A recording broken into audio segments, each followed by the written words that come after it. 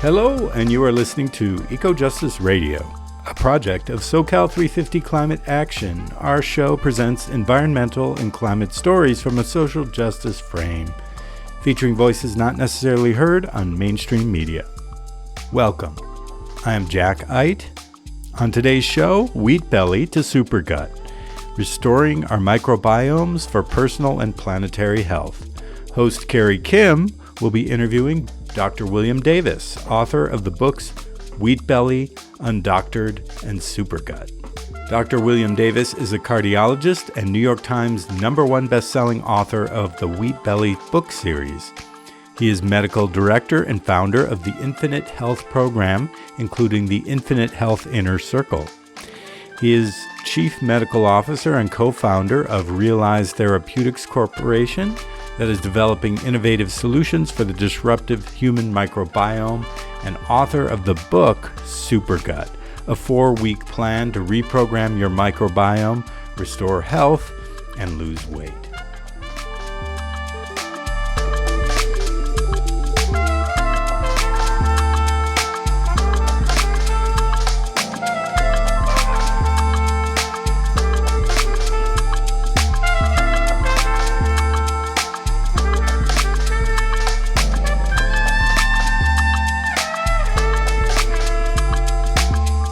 Aloha, this is Carrie Kim.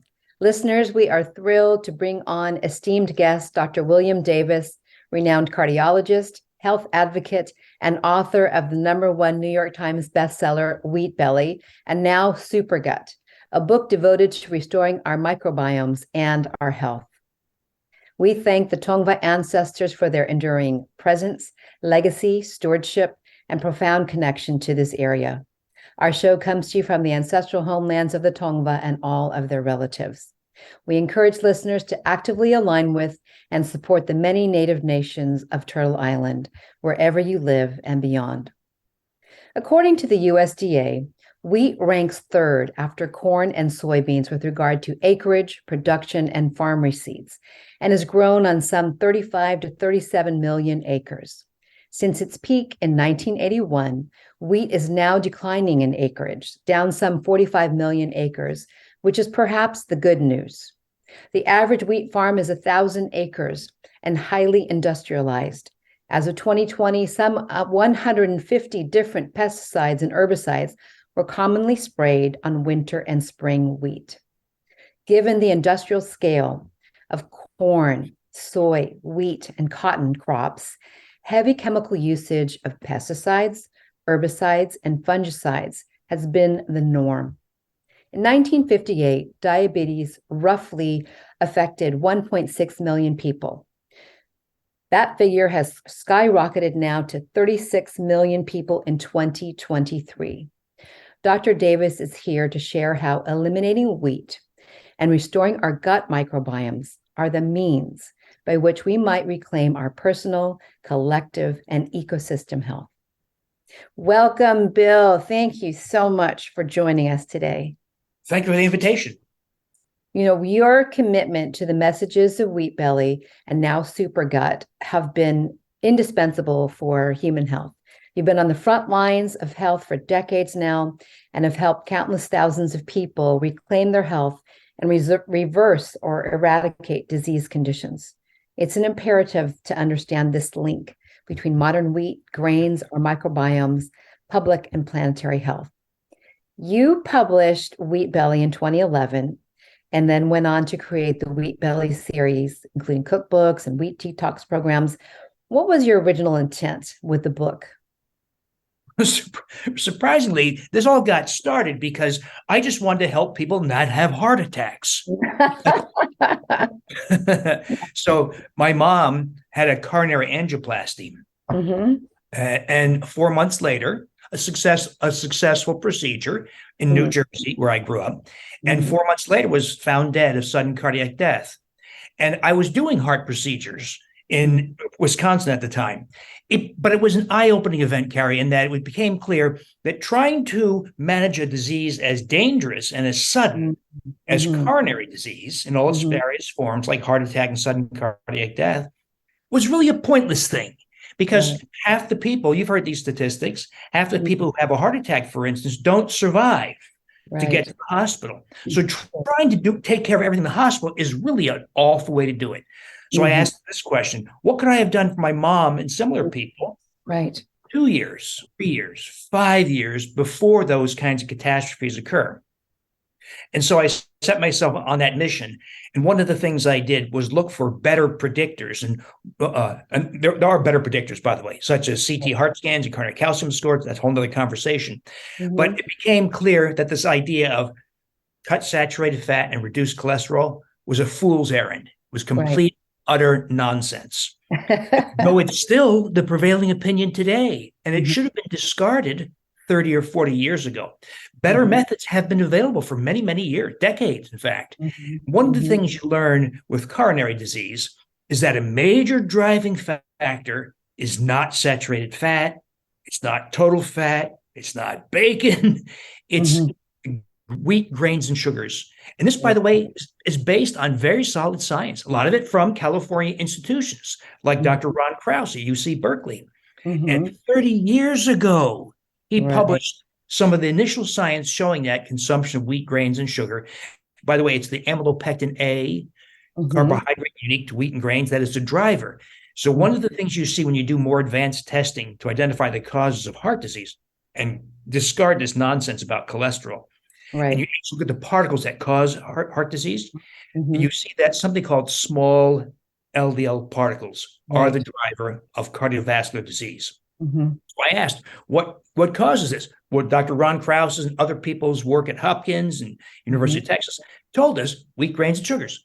So I asked people to remove wheat, grains, and sugars, and I saw some Mhm. measures of small LDL drop to the floor.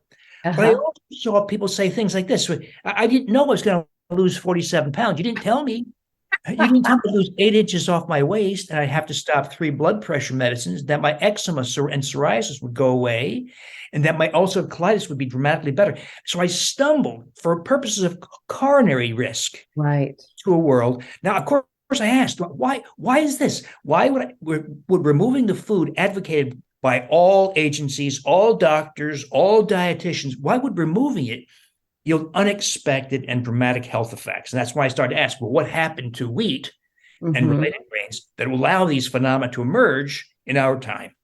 And you dove down that rabbit hole pretty deep. Yeah. So I don't want your listeners to interpret this to mean that traditional strains of wheat are safe for you, but they're clearly much less harmful. And what we have today as bagels or bread or pasta is a completely different thing. It's an 18 to 24 inch tall, high yield, semi dwarf strain, they say. It looks very different, has a thick stalk, large seeds, large seed head. And the change in appearance is Mhm. accompanied by dramatic changes in the genetics and biochemistry. It is completely different than what your mom or grandma had, say, 50 years ago. So it's Mhm. this new strain of high yield semi dwarf wheat, and Right. it's very different.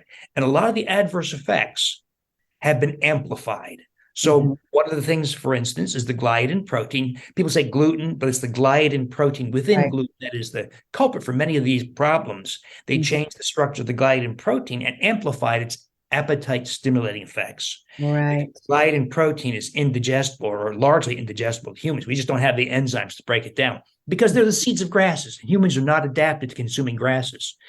So, this Mhm. gliadin protein digested down to 4 or 5 amino acid long peptides, Mhm. crossed into the brain. This is research, by the way, from the NIH, National Institutes of Health. It's not my speculation. Yes.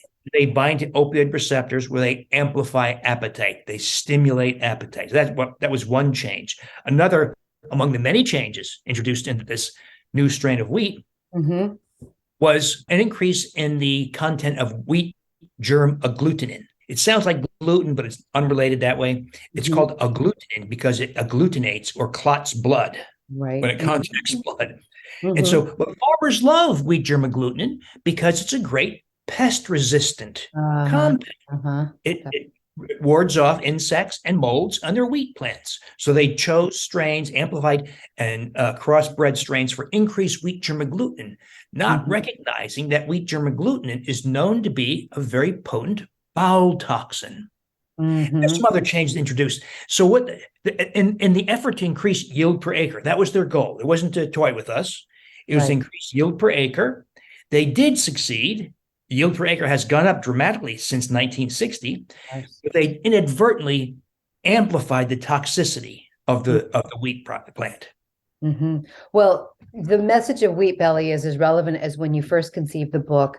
And what else do listeners need to really know about modern wheat? I mean, I know you had mentioned that you didn't want people to even think that ancient wheat, for example, einkorn, the non-hybridized wheat, is beneficial. But I know some people would like to probably argue that or say, oh, sprout the wheat and organic wheat. But what are the problems with thinking that even einkorn is more beneficial or something that you could continue to consume?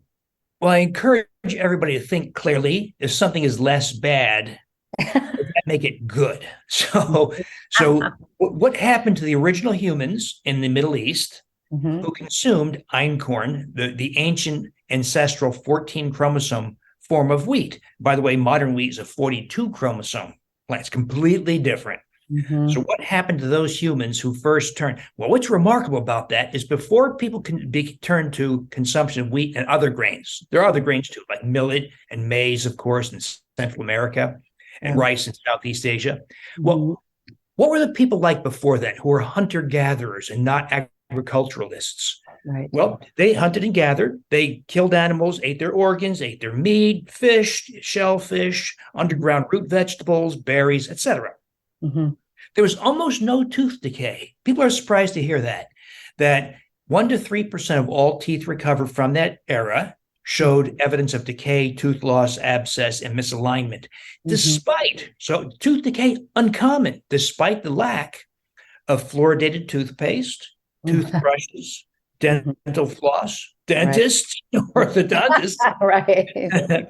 When wheat and grains were adopted, first wild, then farmed, about 10,000 years ago, there was an explosion in tooth decay. 16 to 49% of all teeth recovered showed cavity formation decay, abscess formation, tooth loss, and misalignment. There was a doubling of knee arthritis, and there's a marked amplification of mineral deficiencies, especially iron deficiency. You can see that in the bony record. It's called porotic hyperostosis and other patterns in bones. And that's, by the way, due to the phytates in grains. There's something called phytates in grains that bind minerals. And so if you ate, let's say a sandwich with turkey breast, that the phytates in the bread will bind all the iron or most of the iron in your bowels, and you pass it out in the toilet. And that's why iron deficiency anemia, big cause for iron deficiency anemia, is grain consumption.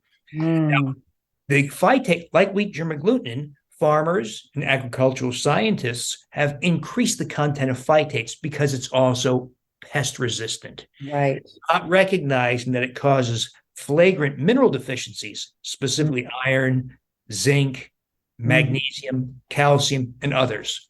So we're told often that consumption of grains is absolutely required for nutrients and for fiber. The opposite is true. That is not true. In fact, grain consumption causes numerous deficiencies. I think the mineral deficiencies is something that people largely don't know. I mean, I think there's a large feeling that what you have brought to light with Wheat Belly, a lot of that information is basically suppressed. I know how you likened it to the tobacco industry and the same thing that happened with cigarettes and nicotine. Yes, there's a lot of money at stake here. A lot of money at stake in the meat industry and the food industry. In the 1980s, we started to see that virtually all processed foods had wheat, corn, or soy in them. And, is it because it's cheap? Is it just because it's cheap filler? Or I speculate that people in big food, when big food releases a new product, they don't do so blindly. They test it. They get a bunch of people, typically housewives, who come into their laboratory and taste the food and give feedback. I've got to believe that the change in the gliadin protein of wheat in the 1980s that was associated with a marked amplification of appetite had to be recognized by the big food companies who test their foods. And I got to believe they saw that incessant hunger was a byproduct of consumption of the new forms of wheat. Could you talk a little bit in your book? You speak about the opioid receptor and a little bit more about this addictive quality of wheat? And because that was really shocking to understand that, but maybe you could explain that to listeners. Yeah. So if you eat an egg Mm-hmm. or a pork chop or some other source of protein, your body has the digestive apparatus to break it down into single amino acids. And that converts it to skin and liver and heart muscle and all the components of the body. Mm-hmm. You eat the gliadin protein of wheat. And by the way, wheat germ gluten, completely impervious to human digestion. But the gliadin protein is partly digestible. It's broken down to 4 or 5 amino acid long peptides, but small enough to cross into the brain and bind to the opioid receptor. They don't make you high. They stimulate appetite. But in people who have susceptibilities, that has other effects. So in people with paranoid schizophrenia, it provokes delusions, paranoid delusions, and auditory hallucinations, hearing voices. In children with autism and ADHD, it provokes behavioral outbursts and abbreviates their attention span even more than they were experiencing. In people with binge eating disorder and bulimia, it provokes 24-hour-a-day food obsessions, and on and on. In other words, the gliadin-derived opioid peptides, yes, are appetite stimulants, but they're also psychoactive peptides. They have a variety of effects. What's dramatic about this is once people realize this, and say somebody with, let's say, binge eating disorder recognize this and they stop, I'll get this all the time. They'll say things like, for the first time in 25 years, I no longer have 24-hour-a-day food obsessions. Yeah. And you won't find me sitting in front of the refrigerator at 3 a.m. binging and then running to the toilet to stick my finger down my throat. That all stopped with the elimination of gliadin-derived opioid peptides. But you can imagine, if big food and other food industries have access to an appetite stimulant, they will put it to good use. Now, the only way we're going to find proof of that, Carrie, is if, as you point out, we sue them in a class action suit and get their internal documents. So they won't share it with us till that happens. Well, hopefully that does happen. We never know. I love that you speak about how on this continent in the 40s and early 50s, obesity was largely unheard of. People had flat stomachs. As of 2023, 36% of Americans are considered obese. Would you say it was really I know you had mentioned about in the 1980s, all the fast foods had wheat, corn, soy in it. And I'm sure we could see that track of the increase in obesity tracking right alongside the addition of these items in the food and this prevalence of, the peak of wheat at 1981. So what do you have to say about this rise in obesity? Because it is phenomenal and shocking. It's multiple factors, of course, not just wheat, but as you point out, the proliferation of fast food, who love grains because they're cheap filler. But also it coincides with the emergence of dietary guidelines from the U.S. Department of Health and Human Services and the USDA, because there was just a small group of people who believe that cutting saturated fat was absolutely necessary to reduce cardiovascular risk. That was, by the way, that was not based in science. It was based on their belief. And it was a handful of people, but it became codified into dietary guidelines. Cut your fat, cut your saturated fat, eat more grains, everything in moderation. All the messages we're all familiar with.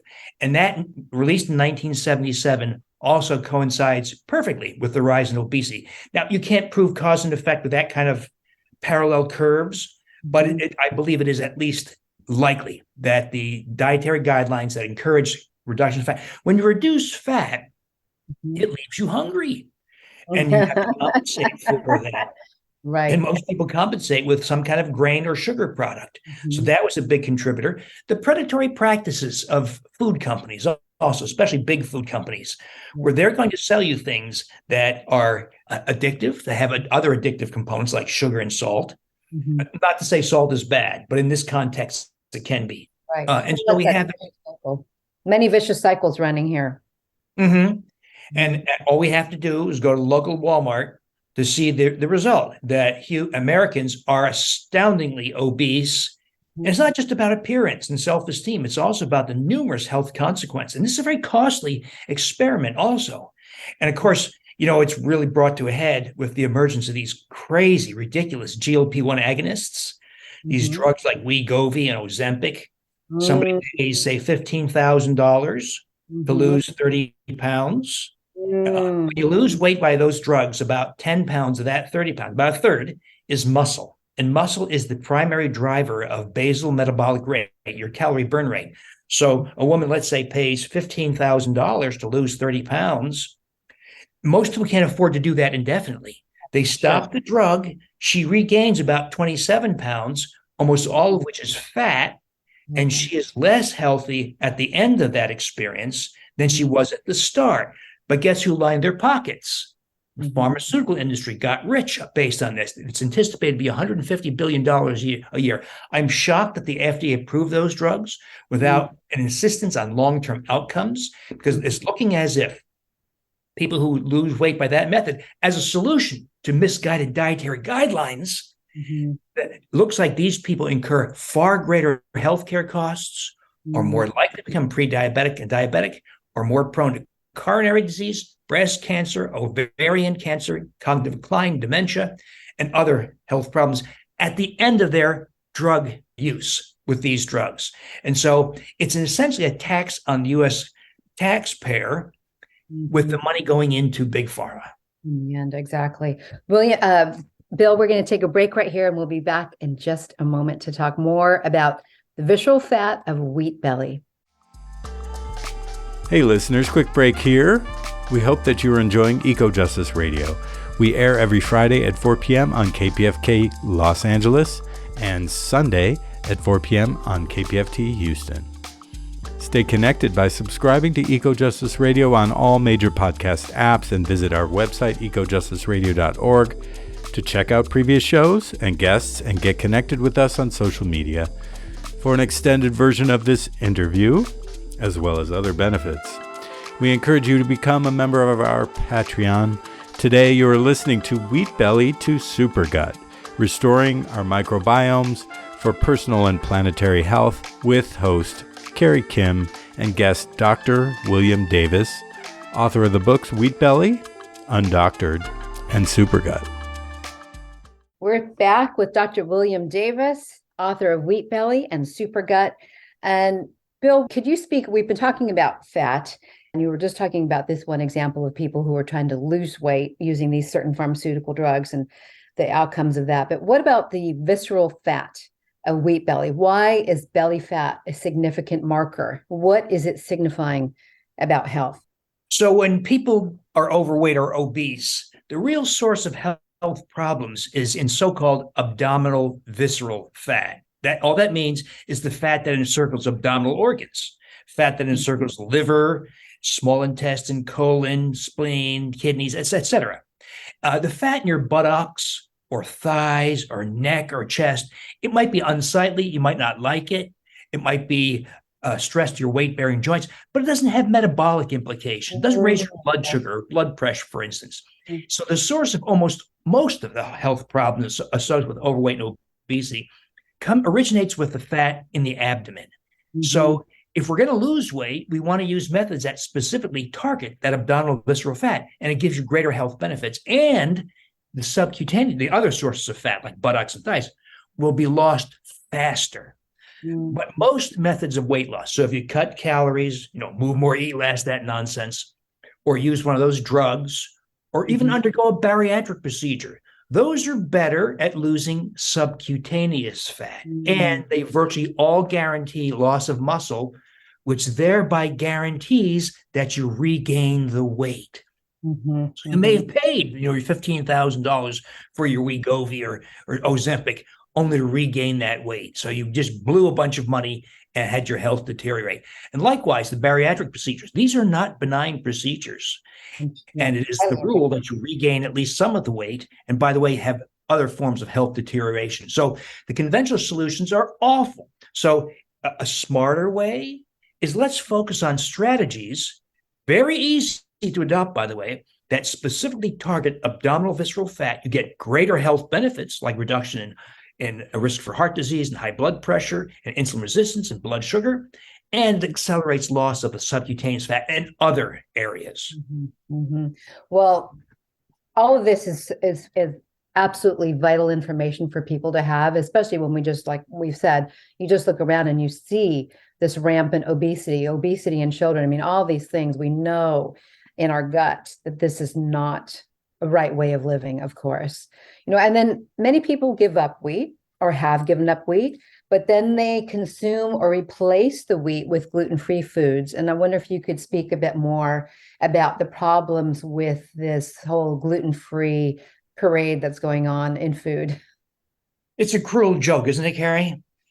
So we know that wheat products, because of the amylopectin A, raises blood sugar higher than almost all other foods. When you raise blood sugar really high after, say, a bagel or pasta, you also provoke insulin, and that's the process that leads to insulin resistance that grows abdominal visceral fat and leads to type 2 diabetes and heart disease and dementia, et cetera.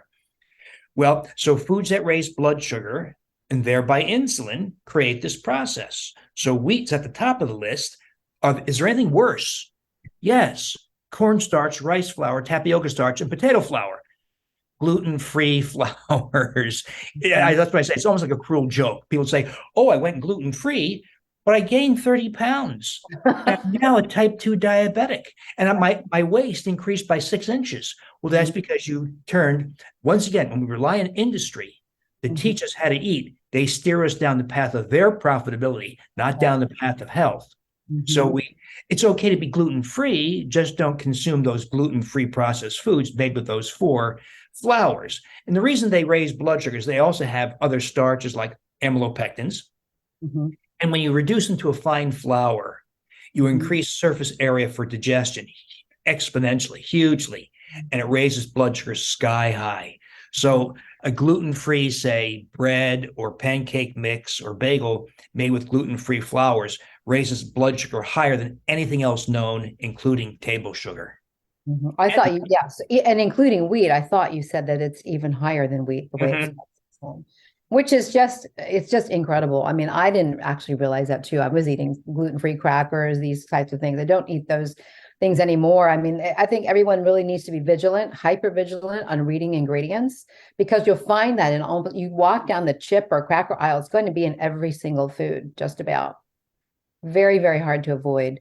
And I don't know if you also consider tapioca syrup the same as tapioca flour, because I see that also in the ingredients a lot too, is, tapioca syrup. Americans have become so insulin resistant. That is, all that means is if we took, let's say, a nice, slender, premenopausal woman who likes to go jogging, and we got her fasting insulin blood level, it'll be something like 1 or 2 microunits. What if we took a woman who's 176 pounds, has a waist size of 37 inches? Her fasting insulin is going to be more like 90 or 110. It's not like a 10% worse, 20. It's like 100-fold worse. So that's because her body's not responding to insulin resistance. And high levels of insulin drive insulin resistance and drive the accumulation of abdominal visceral fat. And then that all cascades, gets worse and worse, diabetes, heart disease, et cetera. And so what we do is we follow a lifestyle in which we don't raise blood sugar. And so one of the things we have to do, we should never count calories. I should make that clear. Never count calories. Never count fat grams. Never count saturated fat grams. Never count protein grams. The only thing we do count is net carbs, only because 2/3 of the American public is now insulin resistant, including children.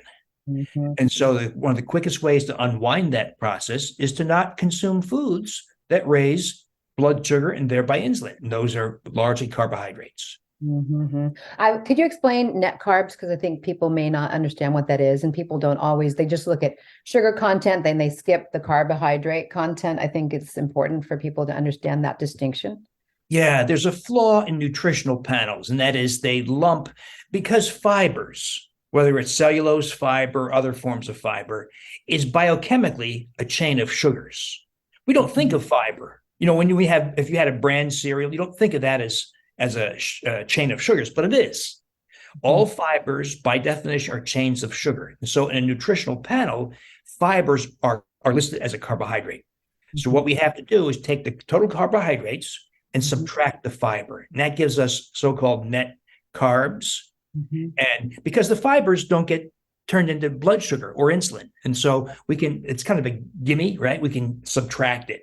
and that gives you so-called net carb. And what we try to do is try to stay below. We are not ketogenic, by the way. That's a whole other issue, because that ketogenic has its positives and has some very serious negatives, but we're not personally ketogenic. But we toe the line of ketosis by limiting ourselves at 15 grams net carbs. That came, by the way, from my experience in thousands of people, as well as the science, in showing that when you cross that line, when you go to higher than 15 grams net carbs, let's say 25 grams, or even worse, eat something like oatmeal, which is sky high in net carbs, you provoke formation of small LDL particles and you increase cardiovascular risk. And when you think about this, Carrie, so diets that tell us cut fat and saturated fat, eat more healthy whole grains, cause heart disease and diabetes. And they'll be high carb generally, right? Speaking. Higher, yes, and sometimes extraordinarily so. When you say 15 grams net carb, you're talking about per anything that you eat. Per meal or per digestive period. Yeah. And that, if you stick to that, you don't provoke formation of small LDL particles, the real cause of heart disease, where everyone's so focused on, they're LDL bad cholesterol, which is, we really should have rejected. We should have rejected all that stuff 30, 40 years ago. LDL cholesterol is a fictitious number. It's not a real number. If you ever look at your cholesterol panel, you'll see LDL cholesterol in parentheses calculated. Now, the calculation, anybody can do math. What if the equation is deep? What if the assumptions built into forming the equation are so deeply flawed that, and when you change your diet by doing such things as cutting fat and or cutting carbs, you invalidate the equation. It's called the Friedewald calculation. You invalidate that equation. And so your doctor is treating a wildly inaccurate, fictitious number that is extremely poor predictor of heart disease. Yet it is the mantra of all my practicing colleagues that they treat your LDL cholesterol with statin drugs, now these other absurd drugs that have almost no beneficial effects. Right. It seems like it always comes in a free pack. Before you know it, you're on the blood thinner. You're on 3 to 5 medications at once, it seems. Big food, big pharma, big medicine. They all are kind of in bed together, we know. But absolutely. So Bill, you've spoken about, we have talked about gluten, and then you've talked about all the other deleterious things in wheat, but you've also mentioned that the hybridization of wheat is even more problematic than the genetic modification. Could you talk about that? Why is this so? So the defense that the grain industry threw at me a few years back was that Davis says wheat is genetically modified, and it's not. They're right. But that's the fuzzy terminology of agribusiness. That is, genetic modification means genetic engineering, where you insert or delete a gene. And modern commercial wheat has not been subjected to those. That has been, but it's not become commercially available. Instead, they used the methods of, as you point out, hybridization, crossing various strains. But even worse, they used the methods of mutagenesis. All that means, I'm going to expose wheat seedlings or embryos, plants have these things too, to X-ray, gamma radiation, or toxic compounds to induce mutations. Now, you can't expose, let's say it was the embryo of a human or a chimpanzee or a frog or wheat. You can't expose it to a compound or radiation and select the mutations. So what they do is they do hundreds of experiments inducing dozens of mutations. But as long as it looks and tastes like wheat and produces the characteristics they want, they'll commercialize it. And so when you use those methods that predate genetic modification, these methods of mutagenesis, you actually provoke a greater number of mutations, some of which may be harmless, some of which may be very harmful. And so that's a method that was used prior to the age of genetic modification. But it was a defense used by the grain industry. They said, Davis is wrong. No, wheat has been genetically modified. Not telling you, it's been subjected to worse methods for many years, the methods of mutagenesis. I think you said it was something like 50 years of experiments that were completely not regulated. Is that correct? And that continues to be true today. It's largely, if you introduce some kind of dramatic change into your crop, regardless whether it's wheat or parsnips or whatever it is, there is no mandate for human safety testing. Now, there's got to be some restraint. You can't have to test everything you change. But even with the dramatic changes introduced specifically into the wheat plant in good cause. It was meant to solve the world's hunger. It wasn't meant to mess with people's lives. But they made such drastic changes, never asking, are these changes, does it remain appropriate for human consumption? If they had, they would have seen all the unusual physiologic consequences of the changes they introduced. Mm-hmm. I mean, the health effects from wheat and these grains. I mean, actually, also you've spoken about that people will also turn to rye as an alternative to wheat, but you've also equated. Could you speak about rye and wheat? That rye is just as equally bad as wheat. So anybody who's had rye bread or rye toast will say that's not the same as wheat. Tastes different, smells different. But rye evolved as a weed in wild wheat fields. And people don't think of wheat grains this way, but they're quite promiscuous. They exchange genes, genetics, quite a bit. So grains are swingers. They exchange genes all the time. And so rye is nearly identical in the same way that if we compared, this sounds awful, of course, but if we compare the genetic code of a chimpanzee to a Homo sapiens, they're almost indistinguishable. There's about 98% correspondence. There's a couple of percent difference. Same thing here, but rye is even closer than that, than a chimpanzee is to humans. And so a lot of the adverse effects, like the gliadin protein in wheat, there's a sequel in rye, but it's almost identical. Wheat germ gluten is in rye. Amylopectinate is in rye. Phytates are in rye. So, it looks and smells different, but for all practical purposes, it's the same. Same effects, yes. And then, of course, people will, I'm sure, say things in defense of wanting to eat sourdough bread and thinking that somehow that's going to mitigate against the negative health impacts of wheat. But maybe if you could just address that, because I'm sure that there's someone out there thinking that right now. I call sourdough fermentation the low-tar cigarette of the cigarette world. So if I take tobacco and reduce the tar content and maybe put a filter on it, is it now healthy? Right. No, of course it causes heart disease and abdominal aortic aneurysms and lung cancer and COPD. So if I disable some of the phytates, reduce some of the wheat germ gluten content, and reduce some of the gliadin content and amylopectin, as fermentation does, microbes who ferment, they're still there to a substantial degree. So if it's less bad, should we interpret less bad as meaning good? No, it's just less bad. So exactly what it is, So Bill, if you could talk about how you went from wheat belly into your latest book, Super Gut, this extensive deep dive into the gut microbiome. So, Carrie, I saw extraordinary successes in turning people's health around, just with the basic concepts of wheat belly and its follow-on Undoctored, where it was basically just removing wheat grains and sugars, addressing common nutrients that are lacking in modern life, like magnesium, because we filter drinking water, and we need magnesium, iodine, because people have forgot that iodine is a basic need for all humans. And iodine deficiency was rampant up until we had iodized salt. So adding back some omega-3 fatty acids, vitamin D. And basic efforts, the basic programs had basic efforts at recultivating a healthy microbiome. High-potency multi-species probiotic, fermented foods, and prebiotic fibers to nourish microbes. So we did all that. I saw extraordinary things happen.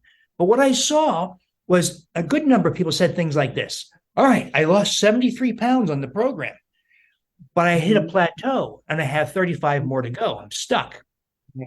Or I was a type 2 diabetic. My hemoglobin A1C was 11.7%. I got off all the diabetes medications. Now my hemoglobin A1C is 6.1. So it's much better, but I'm still in the pre-diabetic range and I'm stuck. In other words, I saw people develop tremendous improvements, but then stop or plateau. And I asked, what's missing here? So I started to look for microbiome explanations for it. And Carrie, I found them. And they're extraordinary. And so what I'm seeing now is full restoration of health for almost all the people, maybe not 100%, but damn close, for all the people who hit plateaus in one measure or another. And one of the things, so there are a number of important lessons to take from all that, but one of the lessons I learned, and I was very skeptical that this was true, was that most modern people have infested their small intestine. Most of the microbes in your GI tract are supposed to be in the colon. And they're supposed to be diminishing, sharply diminishing numbers as you ascend into the 24 feet of small intestine. So there's this condition called small intestinal bacterial overgrowth, SIBO, we say. And I thought it was rare. The turning point for me, though, was, I even said that in my early books, SIBO is uncommon.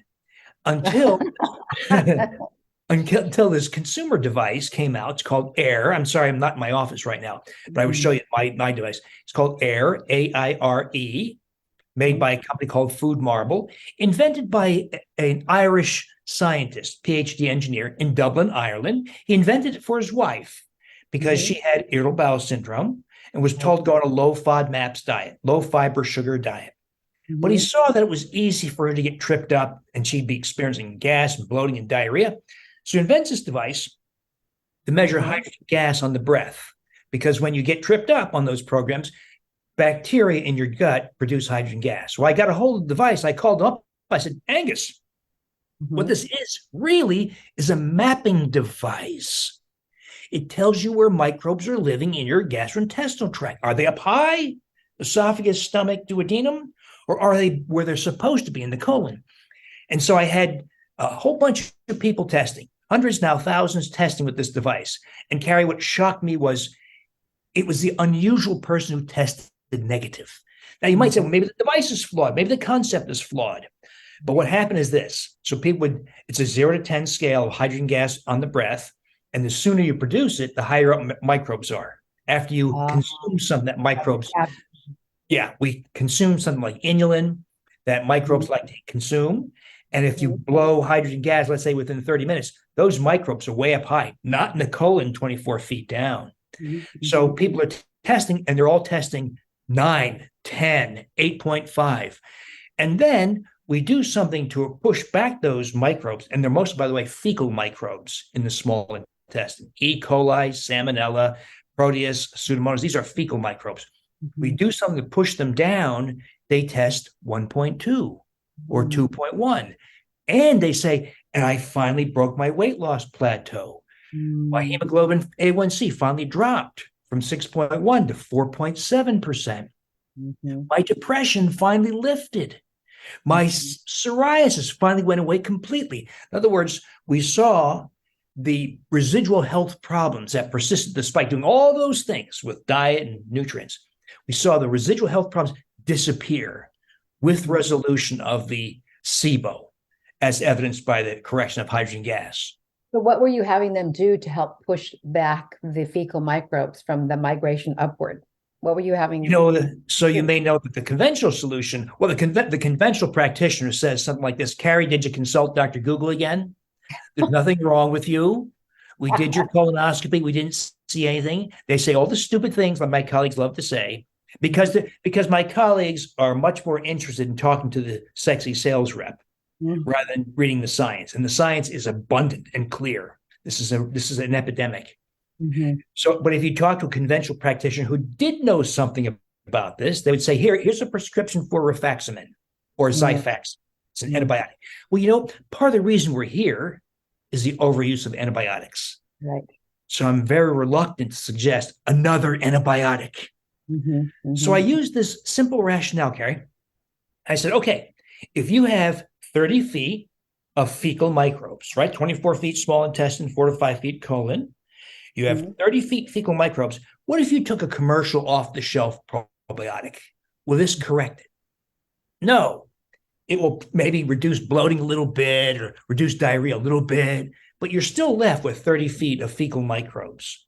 So I asked these questions. What if we chose species of bacteria, probiotic species, that colonize the small intestine? That's where SIBO occurs. And what if we chose species that produce what are called bacteriocins?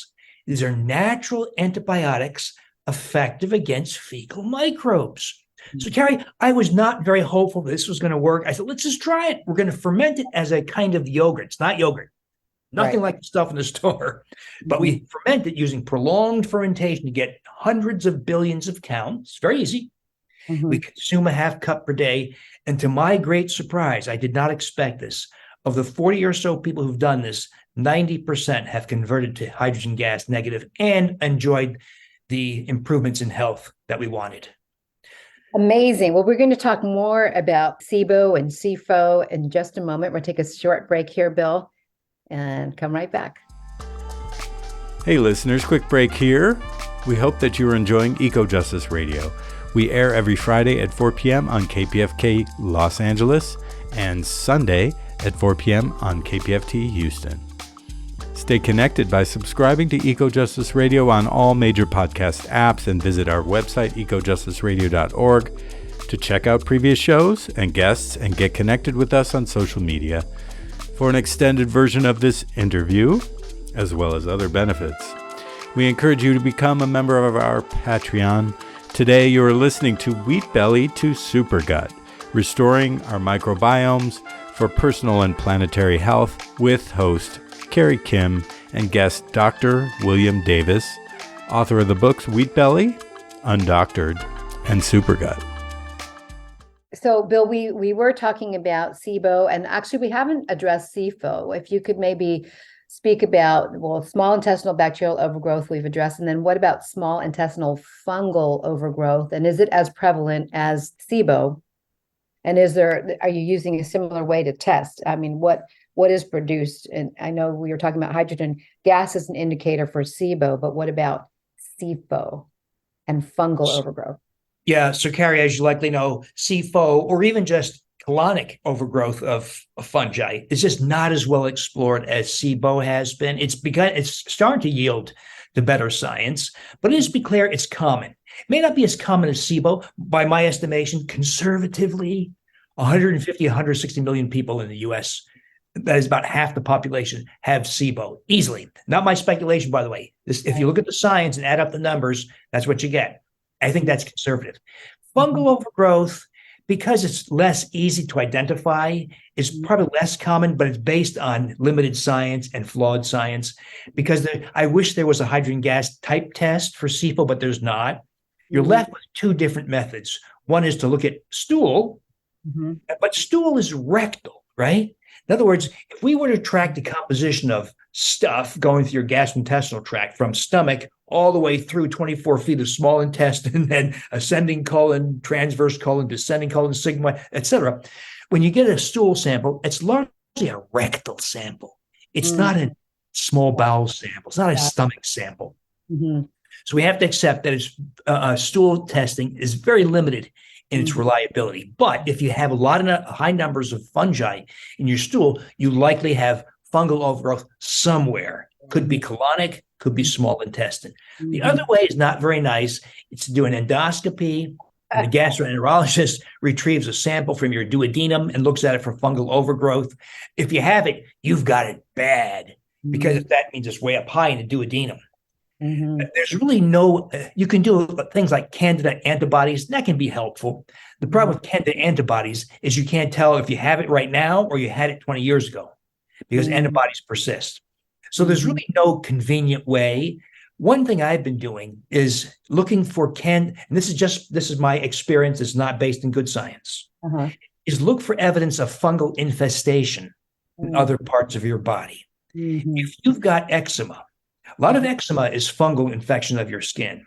You've got eczematous rashes, especially here in the forehead or the sides of the nose, or behind the ears, or under the breasts, or in the groin, or in toenails or fingernails. That, I believe, almost always represents systemic fungal infestation. You could do a stool test, but what if you test negative? Could you still have it? Probably. Right. So one good telltale sign that's been very helpful is sugar cravings. There's no science behind this. No one's done that trial, but it seems to play out that people who have overwhelming sugar cravings and address fungal overgrowth seem to be relieved of their sugar cravings. So lots of things we know about fungal overgrowth, lots of things we don't know about fungal overgrowth. Well, with SIBO, I wonder if you could go back to hydrogen gas, because it is shocking to realize we could be producing that much hydrogen gas internally. And what are really the impacts of that? Obviously, people feel that because they may feel bloated and they may have, this constant sensation of bloating that never goes away. But what are the health impacts of that hydrogen gas? Not well charted out. So it's not quite clear what the hydrogen gas itself does. It's not huge amounts. It's really tiny amounts. So it's probably not like poisonous gas, not that kind of a thing. And I don't think you could power a hydrogen car with Right. So not well charted out. But you can appreciate this whole world of breath testing, whether it's hydrogen gas or methane and some other gases, is an emerging science. And it's very interesting. The whole problem with the GI tract is how do you divine what microbes and where they're living in a 30-foot long tube? 30 feet's a long way. And so, and especially the small intestine, Carrie, is proven to be one of the most interesting areas of all. And it's the least well explored. It's the North Pole of the GI tract, because there's no device that can snake through your small intestine. So one of the great dilemmas in conventional medicine is somebody comes to the hospital passing red blood, throwing it up or in the toilet. And it's not coming from the colon. They can do a colonoscopy. They do an upper endoscopy. It's not coming from the stomach, esophagus, or duodenum. It must be coming from the small intestine. How do you find out where? It's 24 feet long. So you can see that the small intestine is kind of the no man's land of gastrointestinal health, but it's proven to be, because it's been neglected, a very interesting source of health information, as in, for instance, small intestinal bacterial overgrowth, SIBO, and small intestinal fungal overgrowth, SIFO. But still lots we don't know. Well, as you said, we need to be repopulating our gut, period. I wanted to see if you could speak a little bit about Roundup, the harmful glyphosate-based herbicide created by Monsanto and heavily used still in the US. But it was also patented as an antibiotic.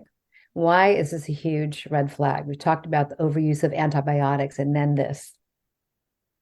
Yeah, exactly right, Carrie. So Monsanto patented glyphosate, the active ingredient in Roundup herbicide, used to incredible amounts nowadays. And it has an herbicide effect.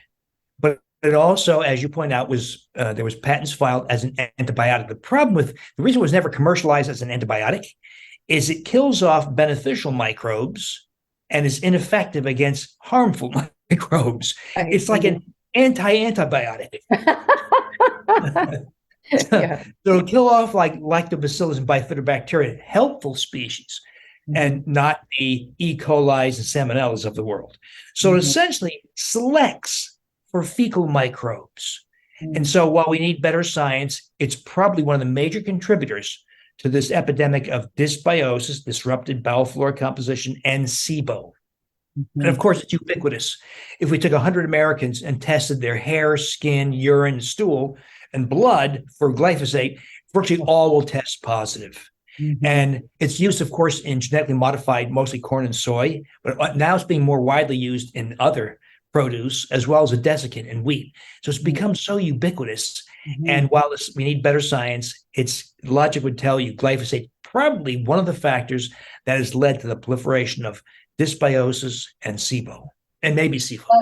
I think that Dr. Zach Bush had spoken about that things like lentils and chickpeas are also heavily sprayed with glyphosate, just like wheat. So it's definitely all these things, the cautionary tales for everybody around food and knowing where your food comes from and what is on your food. Here's one bright spot, Carrie. It looks as if there are species of fermenting microbes that we can get that metabolize glyphosate. Now, we don't know yet. We have not, and others have not performed any of the clinical trials to prove that it's a biologically meaningful reduction. But at the very least, if your listeners start to subscribe to fermented foods, such as fermented sauerkraut, kimchi, fermented meats, fermented veggies you ferment on your kitchen counter, natto, if they contain the species Lactobacillus plantarum, some strains of that species consume glyphosate. Oh, that's interesting. We just don't know yet. No one's done that clinical trial to show that it's a meaningful effect. Certainly couldn't hurt because most people are extremely deficient, right, in their microbial population. Excellent point. So, I regret that what I told you about how we get rid of SIBO with what I call SIBO yogurt. I regret calling it that because what it really is a way of resupplying, reimplanting very high counts of microbes you should have had all along from your mom, from being birthed through the vaginal canal and breastfeeding in contact with your mom, and it should have persisted for a lifetime. but maybe we took amoxicillin 20 years ago for an upper respiratory infection, and it killed off Lactobacillus gasseri, Lactobacillus reuteri, and other beneficial species, and you've lost them. Almost everybody's lost these microbes. Mm-hmm. So what we're really doing in this SIBO yogurt is restoring what are called keystone, or very important microbes. And so now I tell people, okay, do the SIBO yogurt for four weeks or longer, but then continue it intermittently, twice a week, 3 times a week for the rest of your life, until we figure out a way to implant it permanently. So maybe in 5 years or whatever, I say, Carrie, what we do now is we restore reuteri and 7 other microbes that collaborate and support each other. You only have to do it for whatever, a day, a week, and they take up residence forever, but no one's figured that out yet.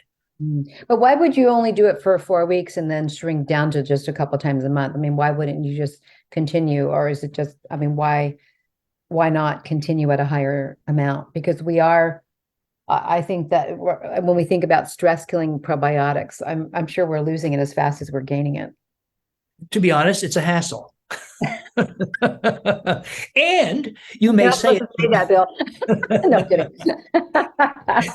At some point, you may say, hey, I want to make Lactobacillus brevis. So I want to be a little smarter, a little quicker on my feet. Or I want to make Bacillus coagulans yogurt.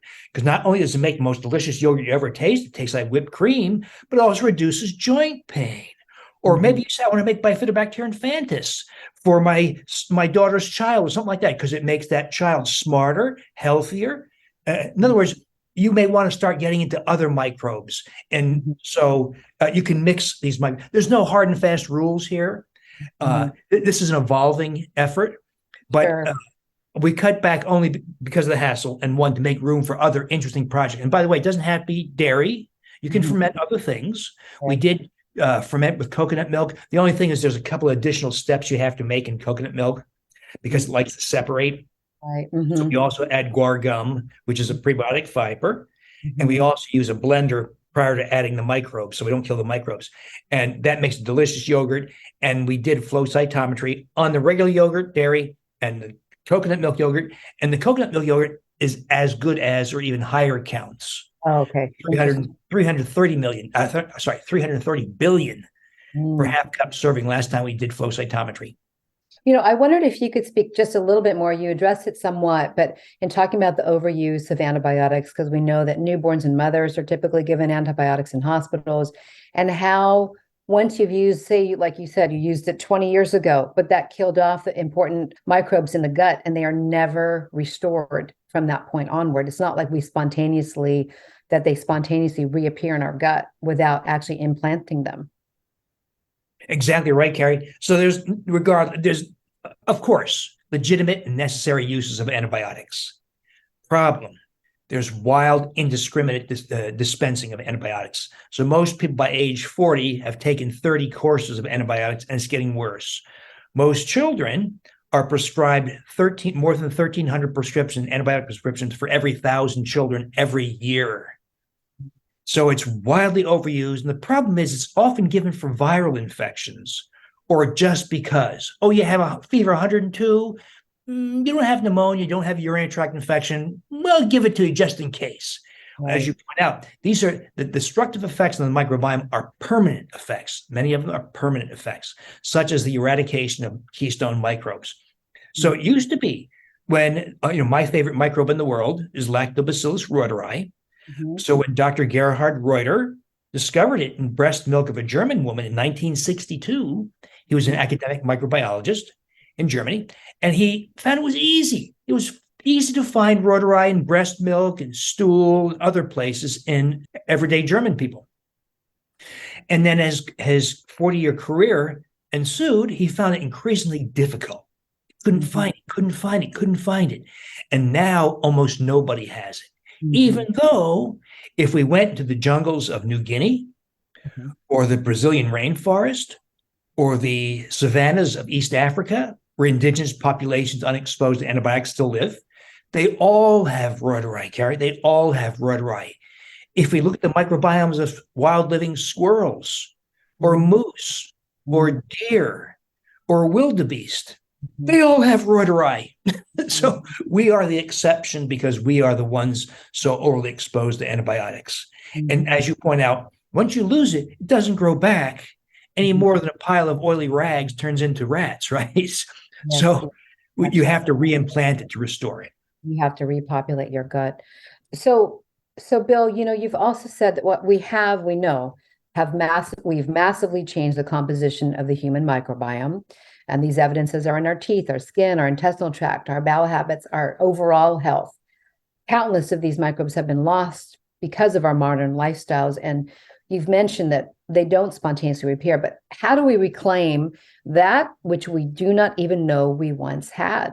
What sort of research is being done to even trace our collective gut health history? How could we ever know when it's already been lost? How do we begin to restore from that perspective? $1 million question, Gary. So one of the questions that's been posed is if we compare the gastrointestinal microbiomes of those people, like the Hadza in Tanzania, the Maasai in Kenya, or the Malawi people, East Africa, the people living in the jungles of New Guinea, or the people living in the Brazilian rainforest, or the highlands of Peru, the Matsas. If we looked at their gastrointestinal microbiomes, they're all very similar to each other, even though they're separated by thousands of miles in oceans. They're all very different from us. Should we try to reapproximate them? Probably not, because they may be adapted to their environments, and we may be more adapted to our environments. The problem is to know, so this is the question microbiologists often ask, what does eubiosis look like? Healthy microbiome. No one really knows for a fact. It's an evolving concept. But one of the most important things your listeners can do is to readopt what your great-grandmother did, which is consume fermented foods, even though fermented foods don't have the microbes you want. They have species like Luganostoc mesenteroides and Pediococcus pentacea. You don't necessarily want those populating your gastrointestinals, right? But for unclear reasons, those microbes in fermented foods somehow open the door to restoration of the healthy microbes, at least some of them. So lots and lots of fermented foods like kimchi, kombucha, fermented veggies, soprasada, on and on. Those are the things we need to go back to. And these yogurts are your way of specifically targeting specific microbial species and strain. And that, by the way, is also an extremely powerful strategy. Well, Bill, thank you so much for all that you have done around health, around the microbiome, educating so many people the deleterious effects of wheat and to get off of wheat and the healthy whole grains. How can listeners stay in contact with you, and how can they learn more about restoring their gut microbiome? What are the ways that they can reach you? So a lot of this is laid out in my Super Gut book. Also, I have a busy website called drdavisinfinitehealth.com, where I have several thousand blog posts. We have a very busy discussion forum. There's an area called the Inner Circle in that website. We have a very busy forum, hundreds of thousands of discussions, as well as I do this kind of two-way Zoom, typically once a week, where we talk for a couple hours about these kinds of topics. And by the way, also collaborating with each other. We have tons of people, and we're learning new lessons. The pace of discovery, Carrie, is faster and faster and faster because we have these essentially citizen scientists testing things. They'll tell you new things that we learn with these microbes and other strategies. Yeah, it'll only continue to grow exponentially. I feel that there's a lot of work being done in this world of probiotics and restoration. The inner restoration is also the outer restoration, and that's exactly why we wanted to bring you on the show today. So thank you so much, Bill, and so much success. I really hope that as many people pick up Super Gut as they have Wheat Belly, and that this continues to help heal our own personal health as well as collective health and planetary health. Thanks for having me, and please keep up your terrific work. We will. We absolutely will. Thank you so much, Bill. Thank you to our guest, Dr. William Davis, and thank you to our listeners for joining us. This has been Wheat Belly to Super Gut, restoring our microbiomes for personal and planetary health.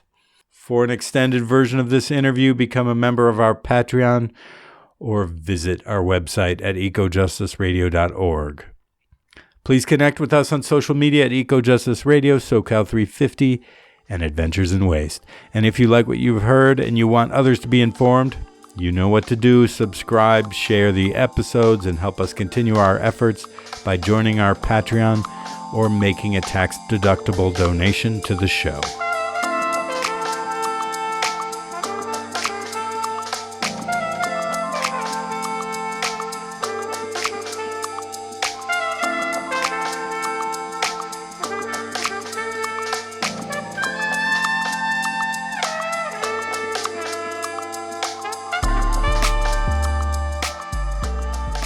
Project of SoCal 350. The show can be found on KPFK, KPFT, all major podcast apps, and at EcoJusticeRadio.org. Executive producer, myself, Jack Eit. Producer and co-host, Jessica Aldridge. Co-host, Carrie Kim. And engineer and original music by Blake Quake Beats. And until next time, remember, the power is yours.